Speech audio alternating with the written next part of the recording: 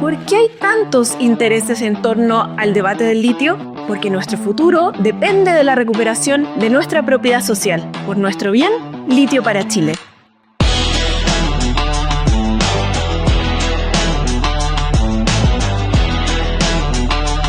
Hoy en Litio para Chile vamos a hablar de una noticia que debería encender todas las alarmas. Básicamente, lo que podemos observar en el acontecer nacional es que una institución china, la Administración Estatal de Regulación del Mercado de China, acaba de aprobar con una serie de condiciones la creación de esta empresa conjunta entre Codelco y Soquimich. Esto permite entonces que el acuerdo pase a una siguiente etapa. La empresa, controlada por la familia Julio Ponce Lerú y la familia Pinochet, hoy día tiene la posibilidad de acceder al 49% de las reservas de litio. ¿Quién gana con este acuerdo? Sin duda fue Julio Ponce Lerú. ¿Quién pierde? El Estado de Chile y todos sus ciudadanos. La soberanía sobre el litio entonces queda relegada a un segundo plano. Cualquier posibilidad real de desarrollo industrial queda impedida. Básicamente porque esta resolución garantiza, por una parte, que Chile provea del mineral al gigante asiático, pero a cambio no se negocia ningún tipo de industrialización ni de transferencia tecnológica. Por tanto, esta alianza estratégica que podíamos lograr con el gigante asiático no se consigue.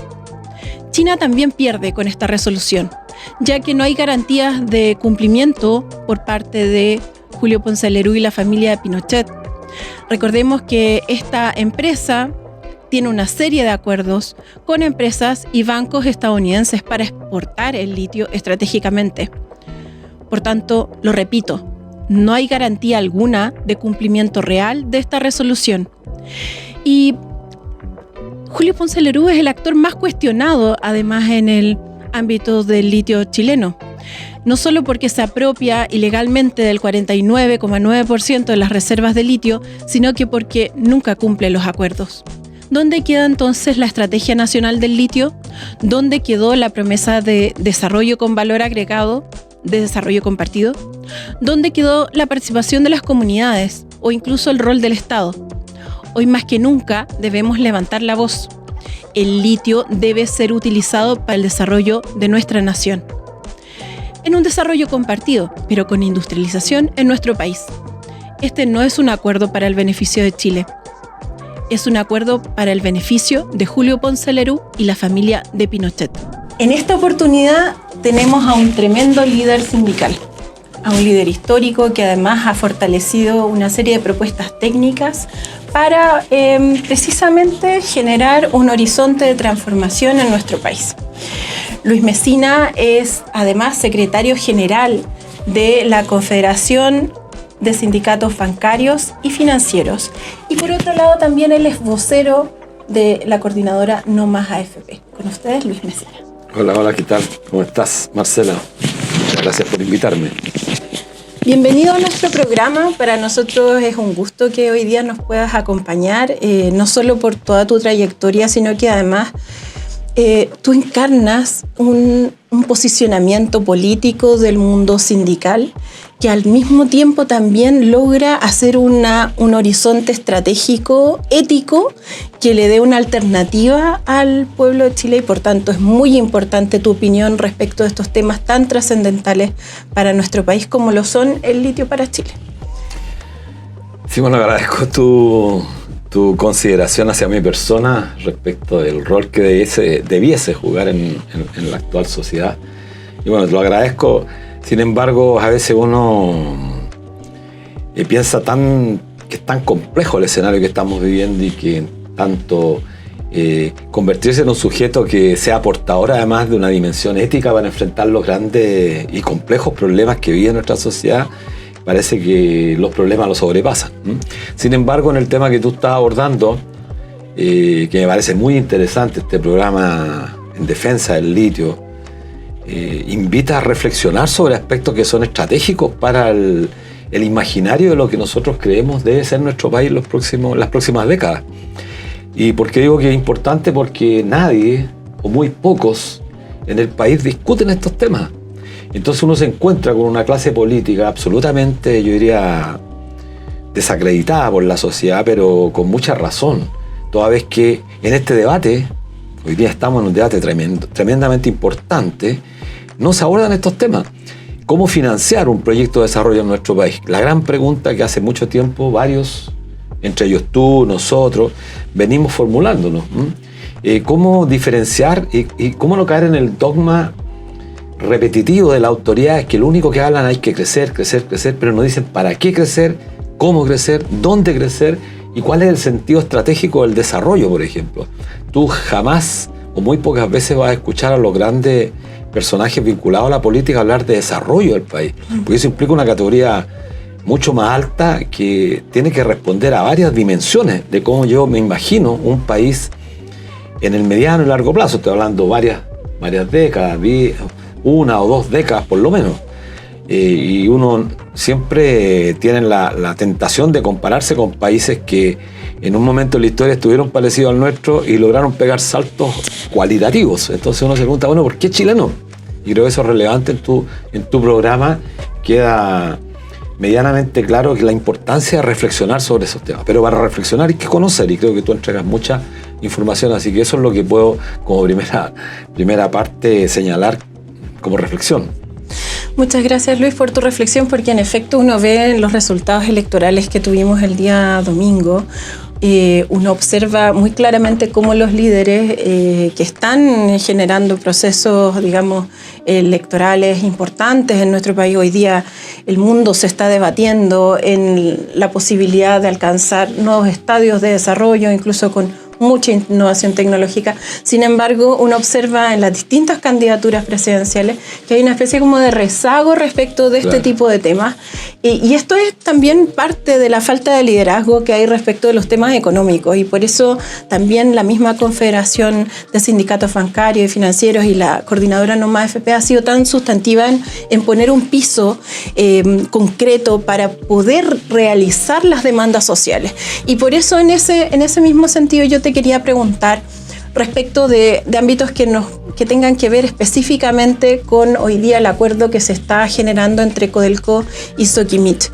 Hay una trayectoria que habla respecto de, muy lamentablemente, de cómo los tribunales hoy día han absuelto a un conjunto muy importante de actores políticos, además muy transversales, y que finalmente esta absolución en los tribunales respecto del financiamiento ilegal de la política da cuenta también de una debilidad institucional que hoy día estamos observando muy claramente, porque habían confesiones de que se habían emitido boletas falsas, que nunca se habían realizado los trabajos, sin embargo no hubo condena.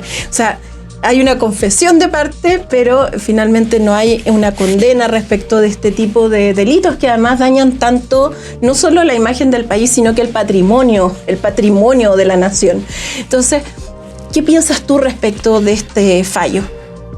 Mira, es muy complejo porque detrás de esta decisión judicial de absolver definitivamente a quienes estaban directamente involucrados, creo que hay personajes que la gran mayoría de la sociedad chilena conoce, particularmente Longueira, todo su equipo que está alrededor de él, muchos actuales políticos, particularmente senadores que están involucrados en el tema. Pero creo que quedarse solamente en ese aspecto creo que puede ser peligroso para los efectos de comprender lo que bien dices tú en orden a la dimensión de lo que estamos hablando. Y creo que y esto es tan importante porque estamos viendo una sociedad absolutamente corrupta. Y creo que cuando uno dice eso, muchos se asustan, otros se espantan, porque sienten que la emisión de determinados juicios cae directamente con quienes hoy día administran el Estado, que por cierto tienen una tremenda responsabilidad, pero Chile es un país muy corrupto. Y durante décadas nos vendieron la idea de que nosotros éramos distintos a la gente del barrio. Yo me recuerdo muy bien, en la década del 90, incluso en los 80, era, yo diría, común escuchar ese discurso, bueno, pero es que Argentina son corruptos, en Perú quieren no hablar, son caribeños prácticamente, los centroamericanos ni hablar. Entonces Chile era la excepción. Era la excepción porque teníamos una clase dominante que, a diferencia justamente de estos otros países, era mucho más, comillas, si es que se puede decir, inteligente para la corrupción. Y en el caso del litio, no hay que olvidarse que esto parte desde hace muchos años, en la década del 90, cuando era presidente en este país Frei Ruiz-Tagle. Un gobierno absolutamente, yo diría, corrupto, que mirado con la dimensión del tiempo uno empieza a ver los actos de corrupción. La privatización del agua, ¿ah? Nunca hay que olvidar, porque siempre la gente, la ciudadanía, cree que esto fue hecho en el periodo de la dictadura. No, fue hecho bajo el gobierno de Frei Ruiz-Tagle. Oscura, la privatización tan oscura como la que se hicieron bajo la dictadura. Pero no hay que olvidarse algunos nombres. Felipe Sandoval, por ejemplo, director de Corfo en el año 90, miembro activo de la democracia cristiana, fue un dirigente de la Juventud Demócrata Cristiana, está inscrito en la línea de los chascones, es decir, el sector más radical de la democracia cristiana. ¿Por qué recuerdo este tema? Porque yo era dirigente de la Confederación Bancaria y en la década de los 80 el predominio de la democracia cristiana, no solamente en el gremio nuestro, sino que en el Colegio de Profesores, en la ANEF, en todas partes los que en el COBRE dirigían, lideraban las organizaciones sindicales eran demócratas cristianos. No eran de izquierda, eran demócratas cristianos. Bueno, y en ese entonces escuché de los propios camaradas de su partido comentarios absolutamente, yo diría, lapidarios respecto a su conducta. Bueno, el tiempo demostró que no estaban equivocados. Todas esas negociaciones oscuras que se hicieron bajo ese periodo de transferirle yo diría, casi en calidad de arriendo, la administración a SQM, en ese tiempo, estamos hablando del 95, por un periodo largo, son casi 35 años, estaba en ese tiempo de ministro de Estado el famoso Álvaro, se me olvida siempre el nombre. García. Álvaro García, el actual ministro que Gabriel Boric ha nombrado ahora como casi ministro, porque todavía no abandona. Sí. Entonces pregúntense, la gente que escucha este programa, que se pregunten, cuando uno hace una crítica al señor Boric respecto a que este gobierno es el peor después del año 90, pregúntense, ¿cómo es posible que Gabriel Boric haya llevado de ministro en una cartera tan importante como Economía al señor Álvaro García, que estuvo en Inberlín? Yo invitaría, particularmente, no quiero ser despectivo, pero a esta gente que es fanática, a que googleen un poco. Vean Inberlín. ¿Por qué tuvo que salir el señor Álvaro García? Y Boric lo reinstala.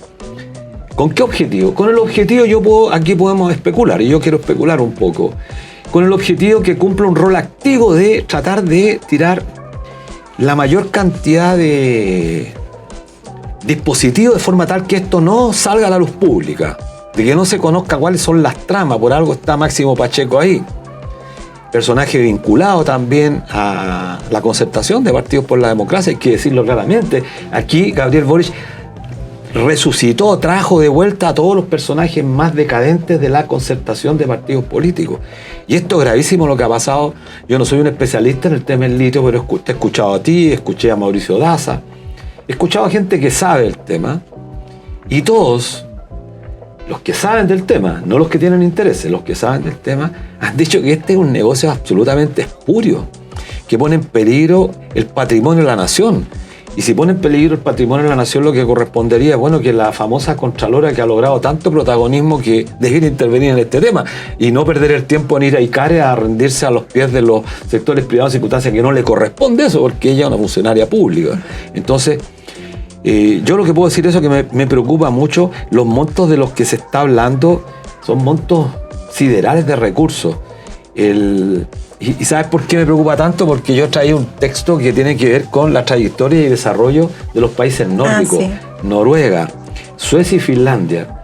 Especialmente en la década del 60, el ingreso per cápita era similar. Sí. Suecia estamos hablando. Hay varios países que hoy día son muy desarrollados, claro, que tenían un per cápita similar al de Chile. Claro, te cuesta creer. Teníamos per cápita más grande que el de Finlandia. Finlandia, o sea, mirado por ese indicador, Finlandia era más pobre que nosotros el año 60.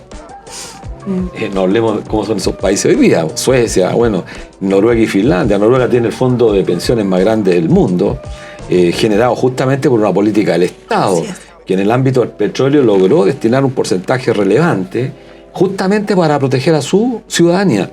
Y mira, en estos tres casos... Estableciendo esta idea de fondos soberanos, claro, que permiten dar un sustento permanente a los fondos. Bueno, pero yo, mira, que bueno es que pero estos tres países tienen algo en común con Chile, o Chile tiene algo en común con ellos, particularmente con algunos. tienen desarrollo en la industria forestal, porque son países del norte donde la industria forestal se desarrolla con mucha energía, productos que tienen mucha agua. Industria forestal. Chile también tiene una industria forestal. Tienen una industria salmonera en el caso de Noruega. Chile tiene una industria salmonera, la segunda más grande después de Noruega. Ellos tienen petróleo, el caso de Noruega. Suecia tiene menos, pero Noruega tiene un petróleo muy grande. Chile tiene el cobre y tiene el litio. Entonces preguntémonos, tenemos casi la misma materia prima. Somos países muy ricos, claro, ventajas comparativas, como se decía, pero el Estado en esos países entendió que tenía ventajas comparativas, entonces no se podía dedicar solamente al extractivismo, sino que había que detener el proceso extractivista y instalar una lógica de industrialización donde el Estado jugó un rol relevante, generando el desarrollo y permitiendo que los privados incursionaran en el desarrollo de esta área, pero limitando la concentración de forma tal que no se generan oligopolios ni monopolios. Bueno, en Chile pasó todo lo contrario. El Estado ha entregado, el caso de SQM es brutal, ha entregado todo al predominio privado, y lo más grave que en el programa tuyo escuchaba con detención a Mauricio Daza, y tú también lo decías, no se ejerció ningún control de la Corfo respecto. Esto quiero confirmarlo. Si es efectivo los 10.000 pesos. 5 o 6 instancias que debieron haber parado el acuerdo. Oye, esto creo que a mí me pareció como una broma, que se arrendó el Salar de Atacama por 10 millones de pesos anuales. Que escuche la gente, 10 millones de pesos al año. Esto es francamente una burla. Esta gente debería estar presa a perpetuidad. Esta gente estuviera en China, que tanto en China estarían, bueno, con pena de muerte, cuando es abiertamente. Volumen de recursos. Toda la gente que fue de los gobiernos de la concertación estarían hoy día procesados. Bueno, y también los de SQM. Ponce Lerú estaría, bueno, hace mucho tiempo. Porque además a veces la gente me dice, a lo mejor no lo saben. Entrégales esta información, ayúdales a comprender en profundidad lo que está en juego. Y lo que yo siempre le digo a la gente, o sea, no se trata de ineptitud. Lo que hay detrás de esto es corrupción. Así es. Es un ecosistema de corrupción que lleva décadas funcionando en nuestro país y que no solo ha limitado el desarrollo nacional, ha precarizado las condiciones de vida de la gente. Mira, algo que me sorprendió mucho leyendo un tanto sobre el litio, a tratar de informarse uno, porque no todos somos especialistas en todas las materias. La ciudadanía tampoco tiene por qué saber qué es lo que pasó detrás del litio, pero debe informarse. La gente tiene la responsabilidad de informarse en estos programas, googlear, contrastar si lo que dice Marcela, lo que dicen sus invitados es efectivo o no es efectivo. Creo que esa es la labor que le corresponde a todo ciudadano que se precie de ser un ciudadano, yo diría, portador además de una condición ética y yo diría indiscutible, es decir, que no puede ser intransferida. La ética es un problema que no se transfiere a otro. En ese contexto, solamente recordar una frase que un dato que me parece muy relevante. Se arrendó en 10 millones de pesos anuales el Salar de Atacama para su explotación, pero tenía una cláusula adicional, que esta es la que me llamó la atención, que debían reportar el 5% de la explotación de las ventas hasta el año 2030, es decir, durante 35 años. El 5% de las ventas. Entonces la pregunta que uno se hace, ¿quién supervisó que se entregara el 5%? Y nadie supervisó. Yo eso ya es el colmo. O sea, querían todo el Estado, todos los ministerios, estos tipos estar presos. O sea, estamos hablando de uno de los bienes, si podemos decir, bien casi sagrado, del bien más importante después del cobre que tiene Chile, y que en los próximos años va a ser el más importante que el cobre. Porque además el cobre se va a acabar. Claro. Se va a acabar en 20 años, el litio en 30 años. Por tanto, si no aprovechamos en este instante ese horizonte temporal, ¿qué vamos a hacer entonces en 40, 50 años, 60 años? ¿De qué va a vivir Chile? Esa es la pregunta estratégica.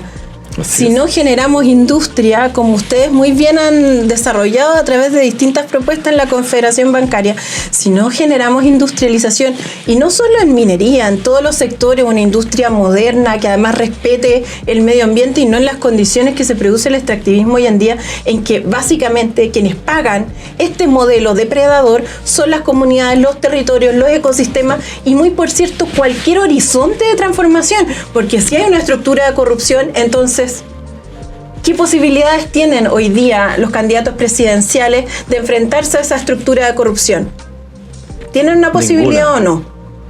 Tendría que haber alguien con mucho valor que definitivamente le ofrezca al país una transformación significativa de todo lo que está ocurriendo. Si no resolvemos la corrupción, lamentablemente en realidad todo es un discurso. Pero es tan grave lo que tú dices porque... Es solo discurso, claro, no lo pueden hacer. Exactamente. Pero es tan grave porque esto, ¿cómo se refleja la gravedad de lo que plantea Marcela en términos de la corrupción de las instituciones?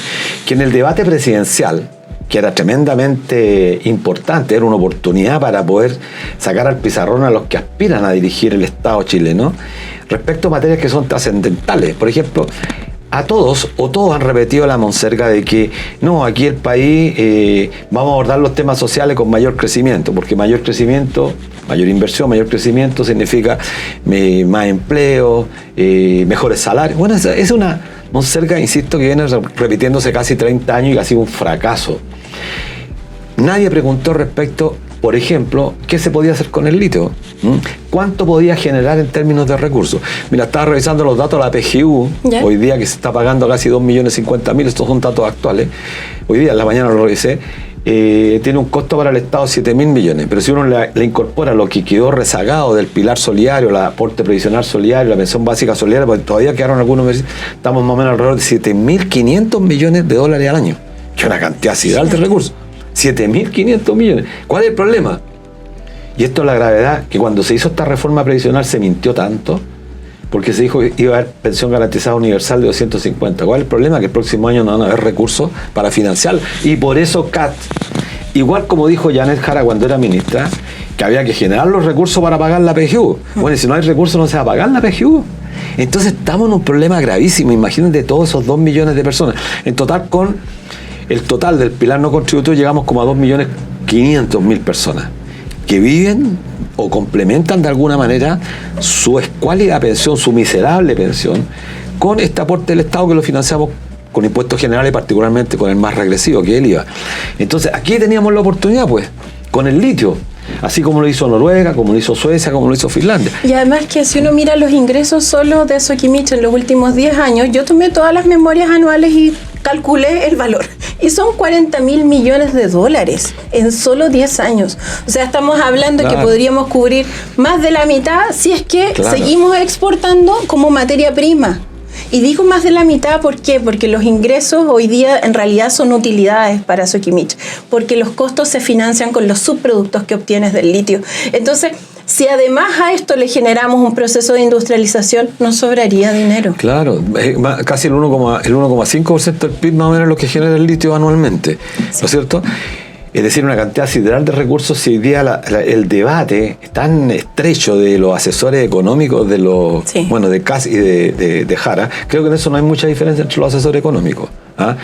Lamentable tener que decirlo en este programa y los que van en el programa decir, pero ¿cómo? Sí.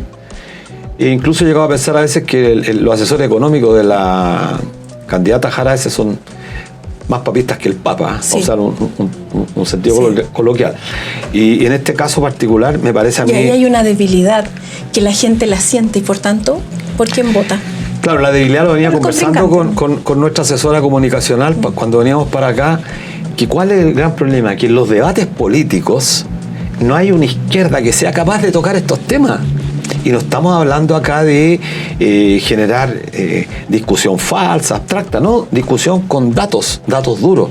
Bueno, las AFP, el nivel de utilidades de rentabilidad que tiene el capital es gigantesco. Sí. Por supuesto que no podemos, hay gente que dice, bueno, que dividamos la utilidad de la AFP en las pensiones, es marginal eso, porque es mucha la gente que está pasándolo mal. Pero si se abordara un sistema público de pensiones con el tremendo fondo acumulado que tenemos, que superar los 200.000 millones de dólares, casi el 62% del PIB equivalente, tendríamos ya para partir este país con una base que no la tiene ningún país del mundo. Marcela, esa es la diferencia de los chilenos. Además, Luis, o sea, la coordinadora fue tan rigurosa en su propuesta técnica, nunca eliminaba la propiedad sobre el dinero que ganó las personas. Siempre se resguardaba eso. Claro. Lo que ocurría es que ingresaba además en un fondo que se prestaba. O sea, la gente seguía sumando en su cuenta individual, pero al mismo tiempo la plata permitía sumarse a un fondo colectivo que permitía pagar las pensiones y no sobreendeudar al Estado. Entonces era mucho más eficiente, disminuía la deuda pública y cuidaba el dinero que además legítimamente ganó cada persona en su cuenta. Y además le generaba un delta, ¿verdad? Porque como el sistema era mucho más eficiente, entonces este fondo colectivo le permitía aumentar el monto que tenía la gente en su cuenta individual. Pero mintieron como tantas veces lo hacen y dijeron y lanzaron esta campaña con mi plata no, cuando son las AFP las que usan la plata de la gente. Eso ha sido lo más grave que ha pasado después de conocer que el candidato Kast tiene dentro de su asesor a Bernardo Fontaine, quien directamente a través de estas agencias publicitarias que tenían, la asociación de FP le transfería recursos, lo que es muy grave, porque la asociación de FP es una asociación gremial y por lo tanto está circunscrita a la supervisión del Ministerio de Economía. ¿Quién es el ministro de Economía? Volvemos, ¿quién es? Álvaro García. Puede dar confianza, el mismo que le entregó el litio de manera oscura a Julio Ponce Lerú, es el que podría hoy día intervenir para defender el interés patrimonial de todo el Estado de nuestro país, porque las administradoras de fondos de pensiones, esta asociación es una asociación que, si bien es cierto, es privada, pero cumple un rol público porque administra recursos de terceros. Y en tanto administra recursos de terceros, como corporación está sujeta a lo que señala su estatuto y a lo que el Ministerio de Economía dispone, por lo tanto debería ser clausurada su personalidad jurídica. Eso es lo que correspondería en un país serio, porque se intrometieron descaradamente en política a través de la desacreditación de la propia candidata de derecha, Evelyn Matei, pero también contra la candidata Jara. Entonces estamos en un país donde los mal llamados ahorros, porque en el fondo son salarios. Yo cada vez me he ido resistiendo más a usar el concepto de ahorro previsional. No es ahorro previsional, son salarios esquilmados de los trabajadores que fluyen hacia el sistema financiero. Son salarios. Y ese es un monto gigantesco del cual ellos tienen propiedad total. Invierten donde ellos creen que pueden generar rentabilidad, pero también conducen la inversión para potenciar a grupos económicos afines ideológicamente, si por eso este sistema es tan grave. O sea, no me imagino las AFP invirtiendo en un sujeto que sea crítico al sistema económico, político del país. No lo van a hacer, van a hacerlo en aquellos que tienen afinidad ideológica. Si eso es lo más grave. Hace muchos años, en la década de los 60, se generaron estas cooperativas productivas. Entonces, imagínense si hiciéramos una cooperativa productiva que pudiera generar la explotación del salar de Atacama y que todos los ingresos que se generaran directamente fueran para fortalecer las pensiones de los chilenos y chilenas. Eso debería hacerse. En cambio, lo que se hace es que casi el 50% se va a ir a una familia, a la familia de Julio Ponce Lerú y Pinochet.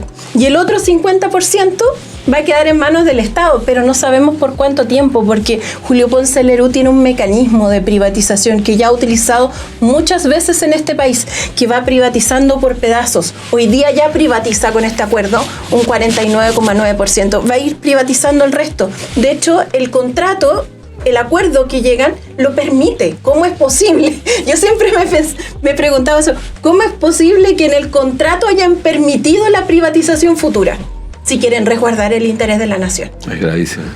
Es grave, es muy grave, pero además si uno va analizando los distintos aspectos de este acuerdo, yo por eso a través de los distintos programas lo que he intentado hacer es mirar esto desde muchos ángulos, incluso desde distintos ángulos políticos, para que la gente pueda observar que hay una realidad que es tal. Y la realidad es que hay que cuidar nuestro patrimonio, porque es el único que tenemos. Hoy día solo tenemos el litio.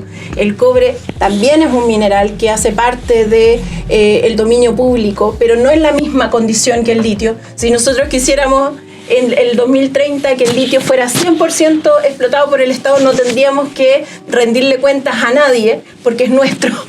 Entonces, ¿cómo es posible que pese a ese escenario tan favorable para poder ir generando un camino de desarrollo para nuestro país, hoy día se está entregando?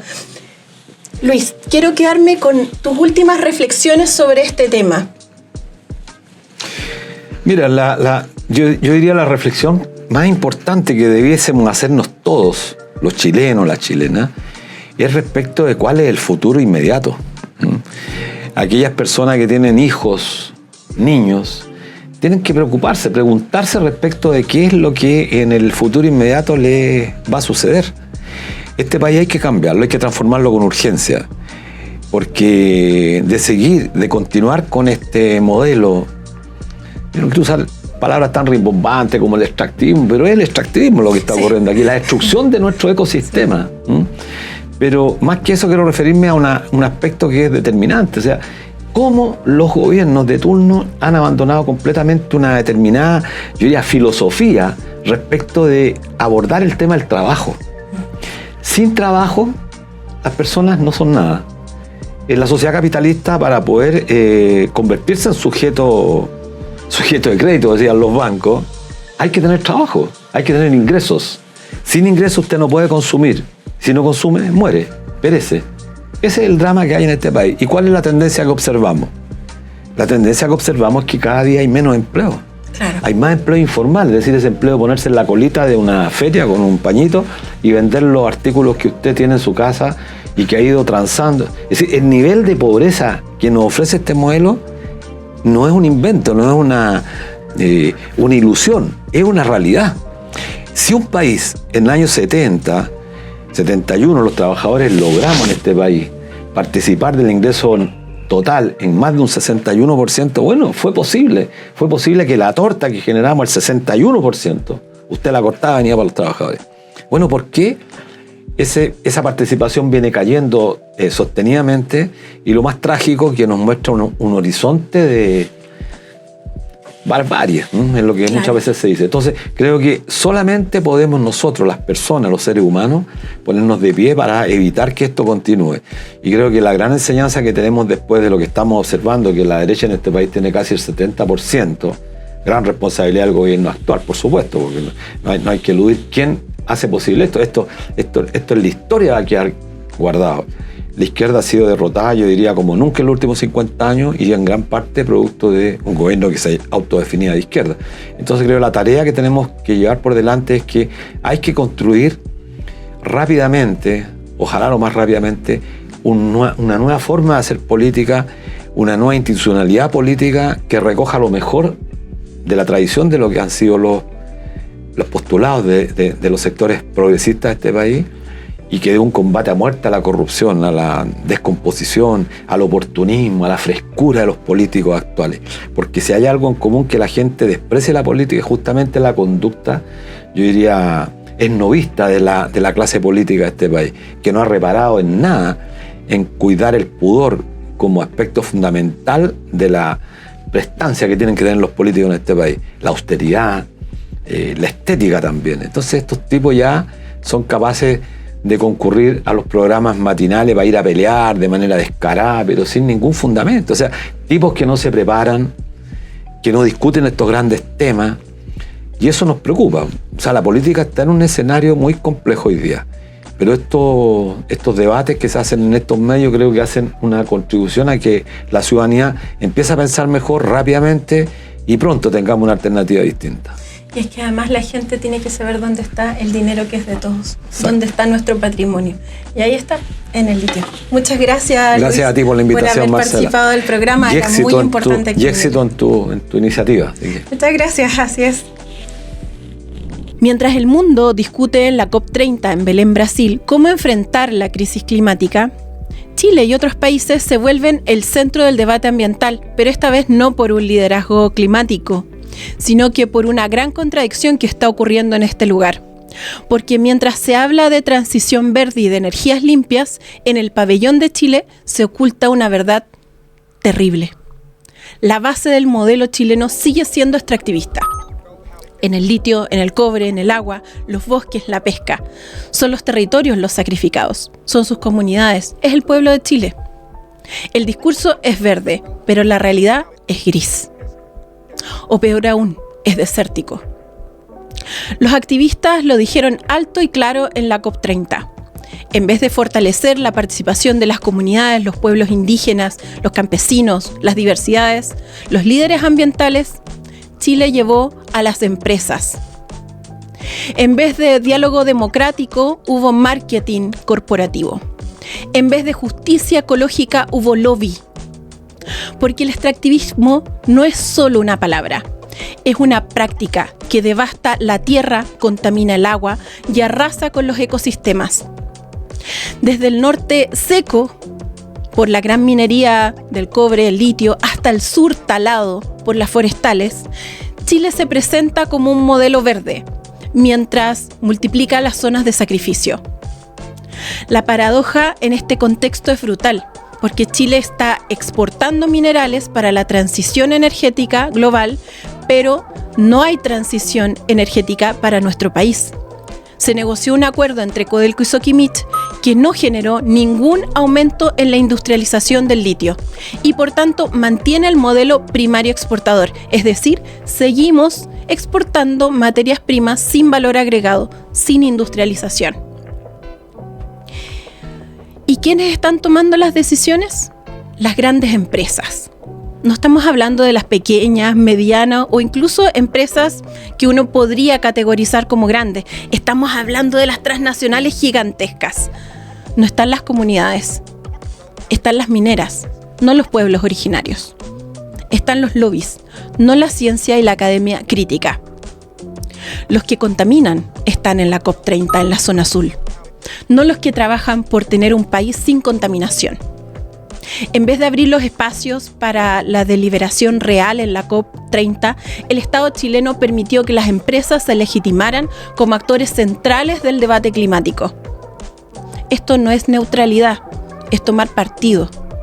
Y no por el planeta, sino por el capital.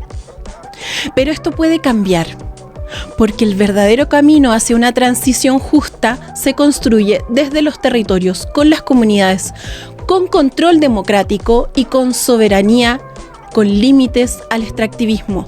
No podemos seguir produciendo a destajo si además el precio cae. Chile debe dejar de ser el patio trasero verde del norte global. Debe ser un ejemplo para las demás naciones como otra forma de desarrollo, donde la vida esté por sobre el dinero, el agua por sobre el lucro, y las decisiones se tomen con los pueblos y no a sus espaldas, ni impidiéndoles la entrada.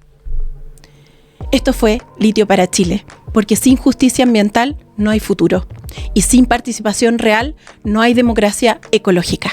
¿Por qué hay tantos intereses en torno al debate del litio? Porque nuestro futuro depende de la recuperación de nuestra propiedad social. Por nuestro bien, Litio para Chile.